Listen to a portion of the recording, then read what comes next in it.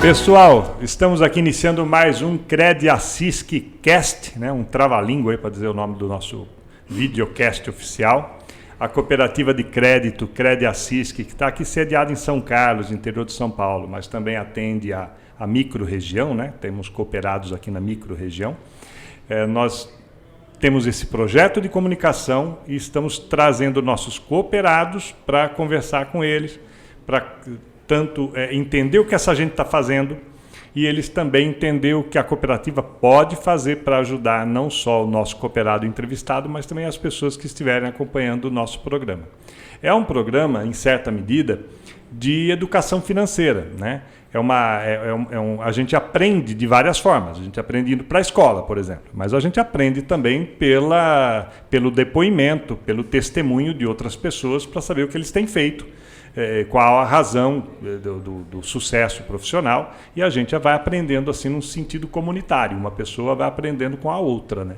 Então eu vou já passar a palavra para a nossa presidente, a Lídia, que mais uma vez aqui prestigia o nosso projeto de comunicação, né? E dizer que tem um grande prazer aqui de trazer uma amiga querida, Judite Marini, doutora Judite Marini. É uma pessoa que tem uma carreira também multifacetada, porque já transitou para o setor de propaganda, marketing, publicidade, assessoria, consultoria, leiloeira, advogada.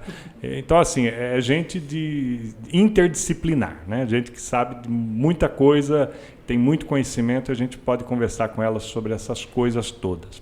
A Lídia vai me ajudar, porque tem a sensibilidade da nossa mulher presidente da cooperativa, uma pessoa que tem não só permitido esse tipo de programa, mas também permitido um outro olhar, né? Um olhar mais sensível para as coisas que estão acontecendo na nossa comunidade. Então, Lídia, eu queria passar a palavra para você e dizer assim que muito bem-vinda aqui a mais um episódio do CrediAssist Cast. Obrigada, Marcos, pela honra de estar participando aqui também com você, nosso diretor-presidente, a Judite, nossa cooperada.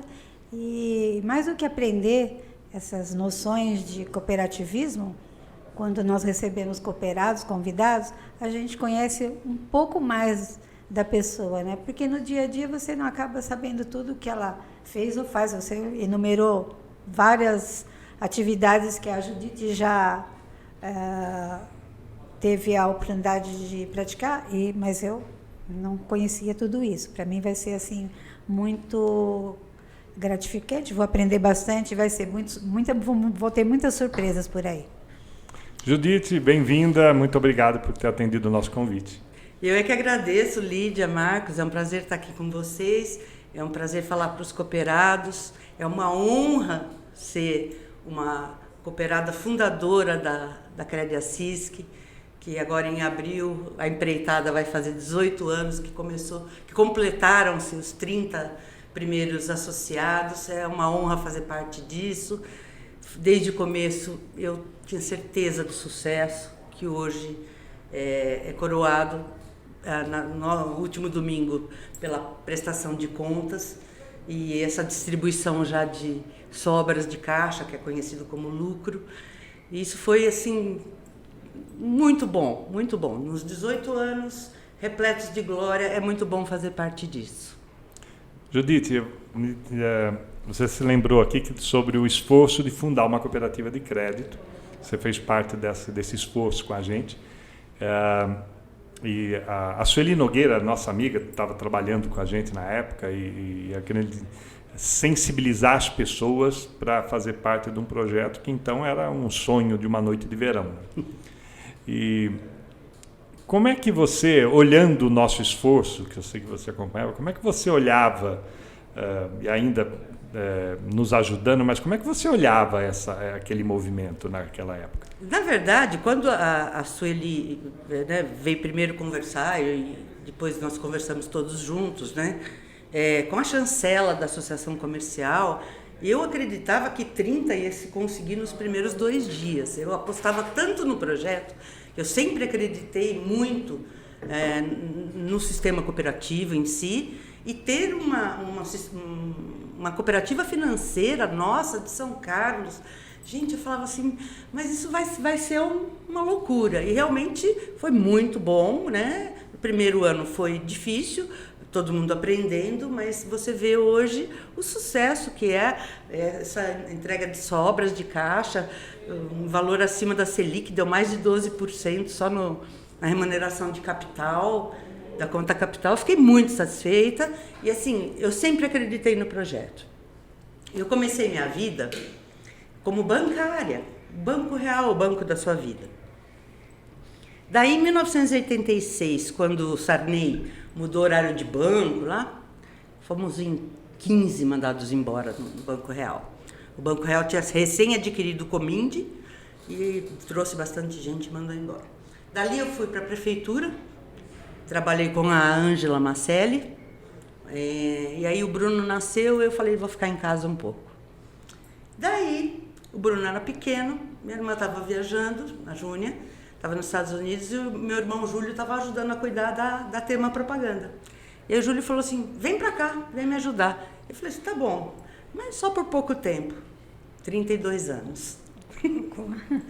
Foi pouco tempo, mas foi maravilhoso. Na época a gente não tinha computador, não tinha planilha, não tinha Excel. Eu fazia as planilhas tudo na mão, gráficos tudo na mão. E assim, eu acho que por ter sido do banco, né, havia uma facilidade de lidar com finanças. Então, gosto muito dessa área. Gosto muito. Que legal, que experiência boa. 32 anos numa empresa. Eu fui ficar pouquinho e fiquei 32 anos. A parte de... E finanças, né? Você está lembrando que finanças a gente controla numa caderneta, numa ficha de papel. Hoje controla, sei lá, no celular, aplicativos todos sofisticados para fazer controles financeiros. Mas tem alguma coisa que eu acho que é básica na educação financeira, né? Quer dizer, ter uma noção do que vai entrar e daquilo que está saindo. Exatamente. Né? E discorre um pouco sobre como é que é essa disciplina financeira na tua vida. É uma coisa que você aprendeu ou é uma coisa que você, sei lá, já veio de família? Não sei. Não, como é a disciplina financeira, como é que se dá isso? Eu digo assim, eu trabalhei no Banco Real em 83, que foi o meu primeiro registro. Mas em 2000, quando eu tinha 14 anos, meu tio João Gastaldi tinha o escritório de contabilidade e eu fui para lá. Trabalhava meio período, saía da escola e ia para lá. E isso foi dando uma noção bastante interessante do entrada, saída, o tipo de lançamento, os códigos que você tem para você saber o que é uma despesa de manutenção, o que é uma despesa corrente. Então, foi uma formação, foi uma série de coisas que eu levei para a minha vida empresarial. Mas o básico é o que você falou, quanto está entrando, quanto está saindo. E no que está saindo, né? Principalmente eu que fiquei 32 anos na área de prestação de serviços, o que mais sai numa prestação de serviço? Mão de obra. Então, eu sabia que a mão de obra não poderia ultrapassar X% no nosso faturamento, porque senão incidia em falta de fôlego, né? Em falta de capital de giro. Então, esse controle era muito rígido e tinha coisas que você te pegavam de surpresa.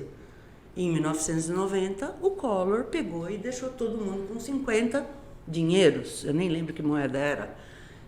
Não só nós, mas os nossos clientes, nós com campanhas aprovadas, e cancela tudo. E aí, o que você faz? Você fica sem receita do dia para a noite, tudo planejado, tudo lançado, o cliente não tem dinheiro para te pagar. Então, tudo isso fez um aprendizado. 86, na verdade, tudo começou com 85. As contas da agência, na época eu ainda estava no banco, mas as contas da agência eram no Comindi. E o Comindi, no 19 de novembro, fechou. E todo o dinheiro ficava em overnight. Todo mundo, os mais antigos, sabem, né? Tinha que aplicar. Perdemos todo o dinheiro. 86 veio o Sarney com a deflação. Então, seus preços sofriam deflação. 90 veio o Collor. 95 veio o RV. Então, foi muito difícil empreender ao longo desses anos, cada susto financeiro que a gente levava. Mas é muito, muito, muito importante que o empresário, tanto na vida empresarial quanto em casa, faça um orçamento. Quanto é que eu vou receber? Vou receber de salário tanto? Quanto é que eu tenho que pagar para manutenção da casa? Luz, água, telefone? Quanto é que eu tenho que pagar de comida? Então, ter mais ou menos e saber quais são esses grandes centros de custos, né? Então, às vezes a manutenção da casa está pesada demais. O que é que está acontecendo? né? Tá quebrando coisa demais. Então, para você poder analisar esse panorama financeiro de uma forma mais clara, mais objetiva. Então, é importante, nem que seja na caderneta. E mais outra pergunta, quando você lidava com auxiliando empresários, publicidade e propaganda, mas parece que não era só isso, né? Porque você acabava entrando na rotina daquela empresa e dando conselho até em outras áreas que não era exatamente da publicidade, né? Conta para mim. Sem dúvida, porque às vezes o marketing não é só propaganda que vai para o ar na televisão, no rádio, não é só isso. Então, marketing é produto. Como é que é produto? Você chega numa loja e a fachada está feia, a iluminação está ruim. Nós já chegamos num cliente nosso de uma outra cidade, que era um supermercado, nós chegamos a fazer alteração de escala de funcionário. Porque eles tinham funcionário de mais num determinado horário e funcionário de menos no outro. Então a gente percebia o fluxo de clientes e a gente foi sugerindo reaproveitamento, realocação de produtos, né? Limpeza, troca de lâmpada, passa tinta, tudo isso é marketing. Porque quando o cliente entra num ambiente bonito, limpo, ele se sente bem. Né? E volta, então, né? Uniforme, volta, né? Exatamente, uniforme de funcionários, asseio dos funcionários. Então, tudo isso é super importante. Não é só você ir lá e abrir a porta da empresa e achar que está lindo. O ponto comercial é fundamental para determinados ramos de atividade. Né? A advocacia, não. A advocacia, hoje eu estou online. Eu estou atendendo o Brasil inteiro, eu tenho clientes em Belo Horizonte, em Porto Alegre, em Cuiabá. Eu posso ter um escritório num local mais afastado do centro, que meu cliente me acha, não preciso estar na boca da rua, né? Mas tem determinados comércios, alimentícios principalmente, que você depende de um fluxo de pessoas passando na sua frente, então você tem que optar. Escolher bem o ponto. Isso é marketing. Marketing é produto, é embalagem, é limpeza, é chão limpo, é a equipe com o cabelo bem cortadinho. É isso. Além da grana, tem que cuidar de outros aspectos. Né? Exatamente. Então, essas sugestões que a gente dava para os clientes, até assim, quando a gente percebia o perfil de um funcionário, olha, esse aqui tem um perfil para ir para uma área de atendimento mais... Né? E hoje você vê muitas empresas, inclusive, contratando pessoas acima dos 60 anos para fazer um atendimento, muitos supermercados, porque essas pessoas já estão aposentadas, elas têm mais paciência, ela tem conhecimento. São amigos, né? Amigos de idade. E ela vai lá, chega alguém, o atendimento dela não é uma coisa agressiva, é um atendimento mais... Tranquilo. A vozinha atendendo você na loja, você se sente o máximo. Isso aí é uma coisa que, no mundo... É uma tendência bastante grande. A vozinha atendendo outra vozinha, né?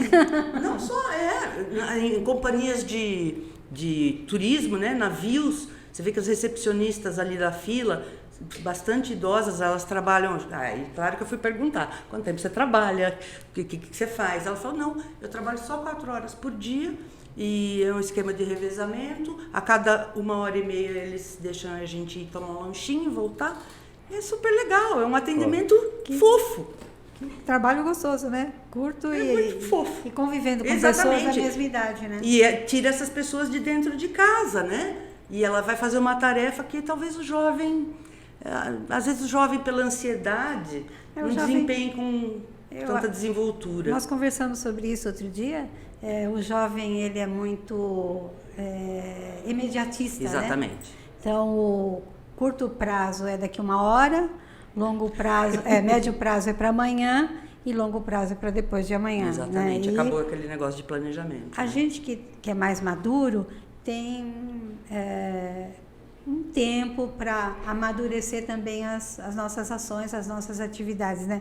Então isso o jovem não consegue ver. Eu já fui atendida no supermercado na fila do idoso por uma idosa e foi super legal. Porque eu já fui atendida por jovem, também fui bem atendida, mas eu já vi pessoas que não têm paciência pela dificuldade que algumas pessoas mais velhas têm em cartão, em entender alguma coisa do preço ou alguma coisa do supermercado. Mas é bacana Isso mesmo. E agora essa visão do marketing, não marketing só propaganda, Não, de uma consultoria mais ampla, né? É muito bacana. Viu? É muito bacana. Muito bacana. E para isso, eu fazia questão de sempre estar com a minha equipe, sempre em treinamento, sempre visitando outros lugares. Então a gente alugava a van, vamos para São Paulo, vamos ver museu, vamos ver lojinha de bairro, vamos ver como é que as coisas acontecem, vamos ver rua, vamos ver concorrentes dos nossos clientes, né? Vamos ver como é que eles estão atendendo. E muito curso. Eu fiz muito curso, Marcos.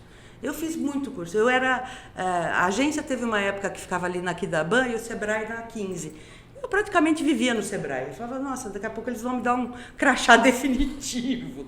Eu fiz muito curso. Porque eu acho o curso não é bom só pelo que você aprende, né? O Sebrae tem cursos ótimos. O Ciesp, fiz muito curso no Ciesp.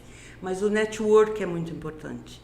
Então, o empresário tem que sair da casinha dele e ele tem que conhecer outros iguais a ele, ou de ramos diferentes, ou de ramos concorrentes. Tem que se integrar, tem que conhecer gente, que aí, com certeza, vem novas ideias e vem novos investimentos, até parcerias, entendeu? Se eu faço uma coisa que você não faz, a gente pode somar e vamos desenvolver um produto junto. Então, isso tudo fez muita diferença na minha vida. Judite, e depois vamos dar um salto aqui, aí você vai para a área jurídica e traz essa bagagem toda de ter lidado com os empregados, com os empresários por muito tempo, ajudado de certa forma em várias outras searas que não a parte jurídica. Me conta um pouco como é que foi essa transição, né? Porque eu sei que por um tempo você fazia as duas coisas, né?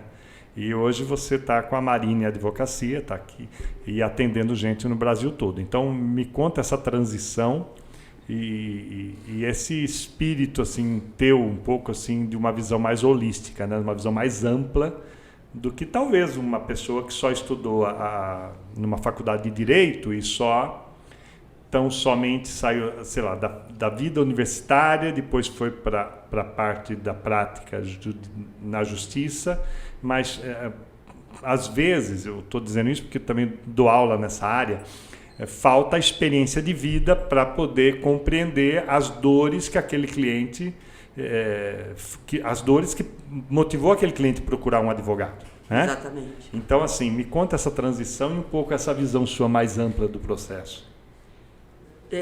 Eu já estava na agência e aí eu sentia a necessidade de conhecer mais sobre o ramo, inclusive na parte fiscal de agência de publicidade, porque na verdade o cliente te entrega a verba e você paga os veículos de comunicações, as gráficas e tal. Então eu tinha uma dificuldade fiscal aí.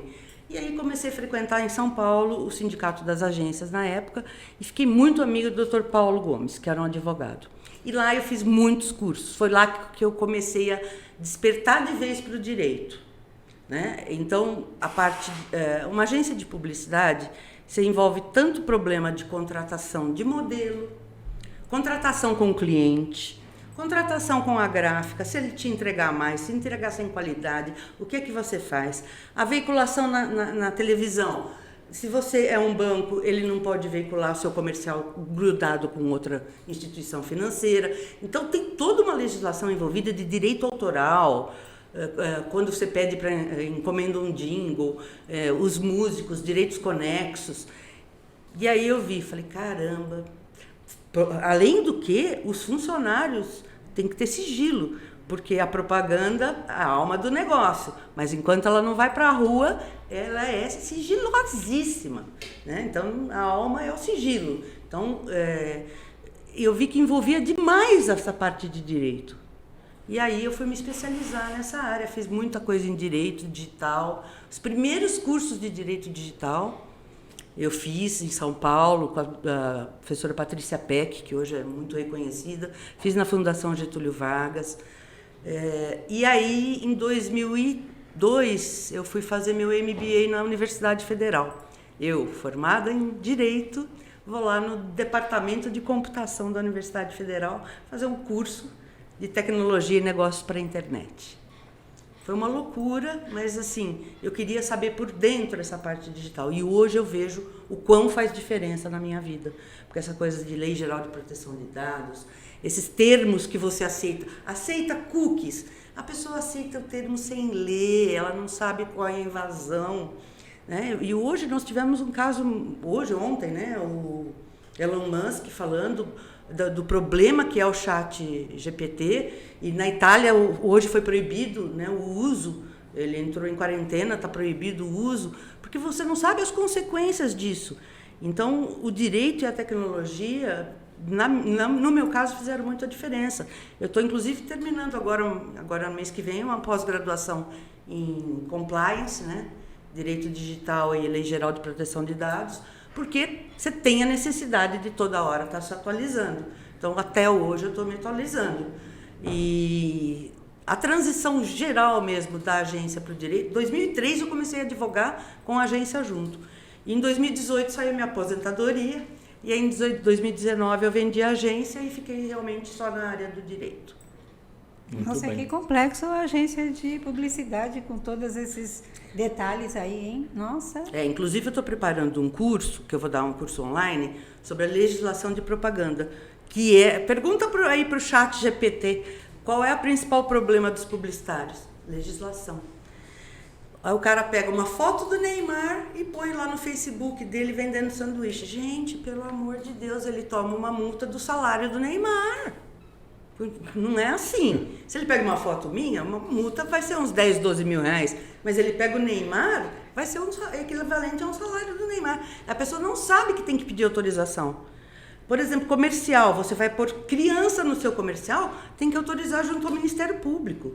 Então tem um monte de coisa que... Tudo isso, então eu era realmente uma administradora. Né? Então, para isso, a agência te cerca desses cuidados, te dá todo esse apoio, essa consultoria do que você pode e o que você não pode fazer. Exatamente. Então, é uma legislação muito complexa, inclusive com agências que prestam serviços para entes públicos, né? Como foi o nosso caso, nós prestamos para diversas prefeituras, Universidade Federal, Embrapa, durante muitos anos. Você tem que entender de processo administrativo, inclusive. Então, não tem jeito. Se você não tiver um advogado dentro, é muito difícil você conseguir fazer um serviço, né, sem problema algum. Eu lembro que certa vez, eu posso falar, que não existe mais, nós fizemos um tabloide para o Bernasconi, 200 mil tabloides, e saiu um erro de parcela.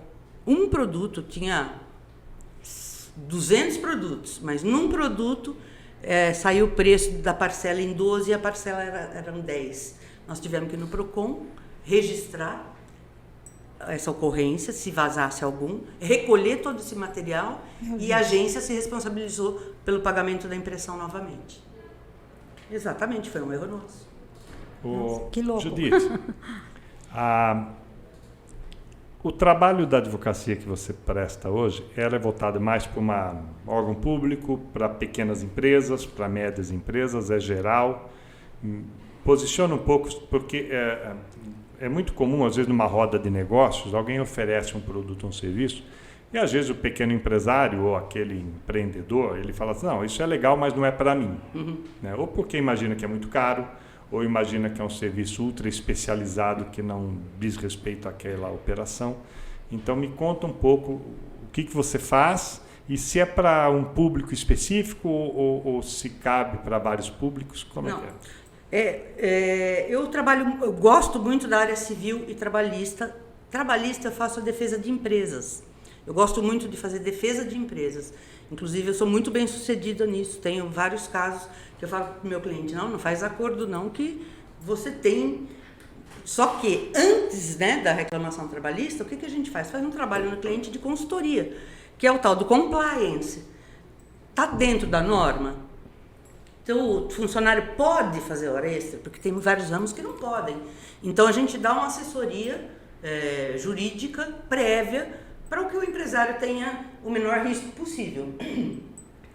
Porque o risco sempre é um problema no negócio, né? Você toma aí uma ação trabalhista por algum risco, por uma falta de entrega de um EPI, por uma falta de recibo de entrega do EPI, pela falta da troca do EPI, por um funcionário que trabalha com um raio-x que não pode, é proibido fazer hora extra, não pode. Então, essa legislação atinente à empresa é uma parte que eu estou me especializando bastante. O que está certo de compliance na empresa?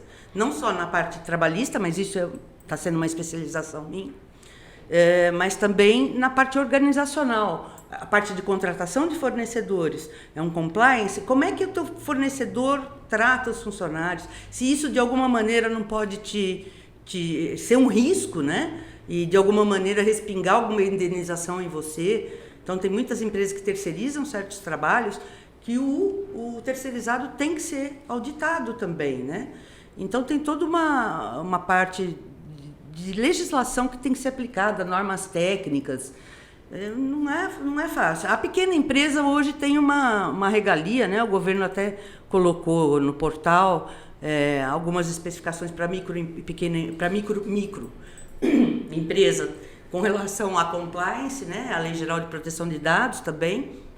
Mas para a empresa que já está média, ela tem que ter um profissional de proteção de dados.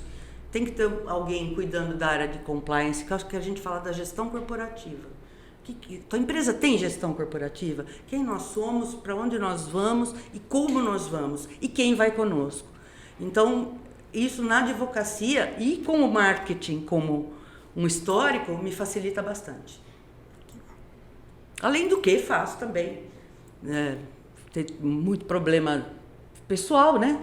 Eu só não gosto de fazer parte de divórcio e separação.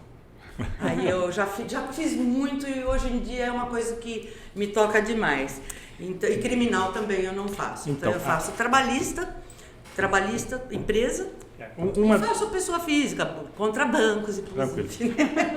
Uma das nossas pretensões com esse diálogo, com esse bate-papo, é justamente explorar isso, né? Quer dizer, quem é nosso cooperado, o que ele faz, o que ele poderia, numa roda de negócios, oferecer um para os outros.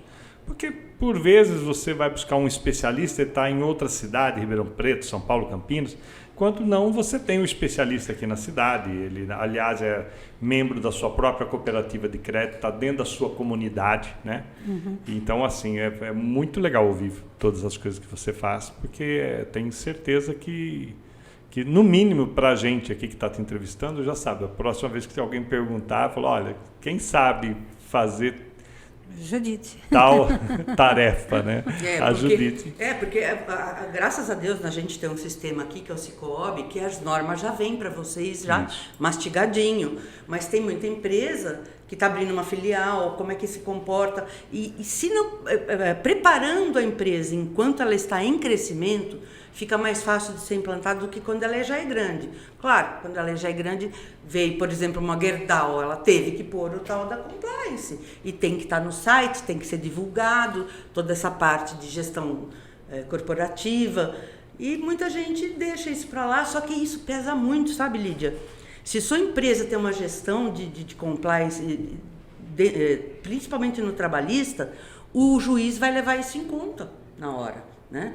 Ou tanto se você tem um DPO, né, na área de Lei Geral de Proteção de Dados, olha, os riscos foram amenizados, a tua multa vai ser menor, porque as multas já começaram a ser aplicadas, né? Sim. Por vazamento de dados. Inclusive tivemos um recente agora do Conselho da OAB Federal lá em Brasília. Muito grave, mas parece que não houve prejuízo para os associados. Então vamos aguardar aí. Mas é muito sério. É sério, e você disse que para a microempresa tem uma diferença aí. Porque a microempresa, ela não tem, às vezes, as condições de contratar um profissional especializado, de ter toda essa estrutura que ela tem que se moldar para poder atender todas essas exigências, né? Então, é bacana você, mas de qualquer forma é bacana você procurar um profissional para ver o que você não pode deixar de fazer, né? Exatamente. Para não correr riscos, porque o microempresário, ele faz tudo, né? Ele compra, ele vende, ele põe vende, administra, estoca, vai no banco. Faz tudo. Faz tudo. Então, é difícil também compreender essas leis. Não é uma linguagem fácil, né? Não, então, mas é um cuidado. Eu tive na FEComércio final do ano passado, nós tivemos lá um encontro sobre Lei Geral de Proteção de Dados e que gerou vários enunciados, né, sobre a lei, inclusive sugerindo ao Judiciário que esconda cópia de RG e CPF das pessoas, porque o processo é público, tá certo? O processo é público, tá lá o seu CPF e RG. Então, qualquer um tem acesso, pega lá e vai abrir uma conta no seu nome. Então, muito cuidado com dado sensível. Então, você é um lojista, está lá meu nome, meu CPF, meu RG, meu endereço, que você sabe, o meu telefone. E se isso vazar? Quem que vai pegar? Quem é o funcionário que lida com esse dado? E se ele vazar para alguém esses dados? Que a pessoa pode comprar um celular no nome dessa pessoa? Então, é um problema geral que o Brasil, na verdade, foi compelido a assinar essa lei geral por causa de regulamentações de comércio exterior, que o Brasil não tinha segurança nenhuma.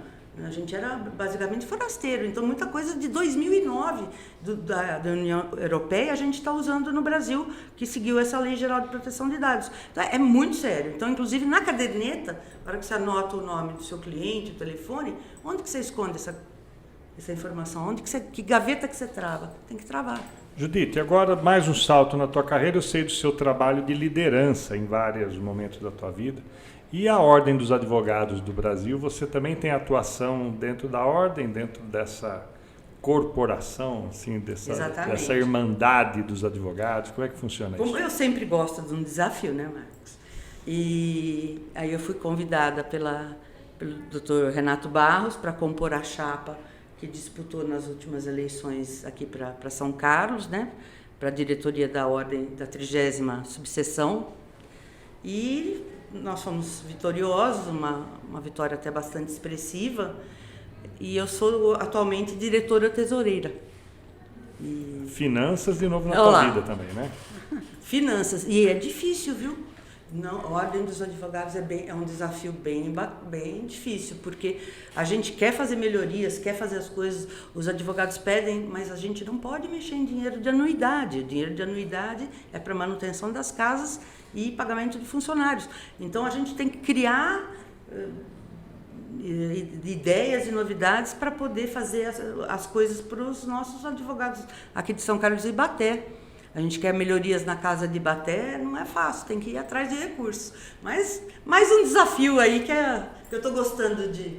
Última rodada, estamos fechando o bloco. Lídia, eu vou passar a palavra para você, depois finaliza com a nossa convidada, já da minha parte agradecendo, Judite, e depois vamos conversar mais sobre outros temas, né? Porque sempre conversar com você é um aprendizado.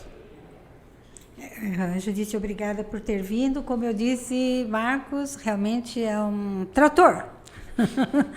Fiquei impressionada. Eu já conhecia, sabia que ela era ativa, mas não tanto quanto eu vi agora.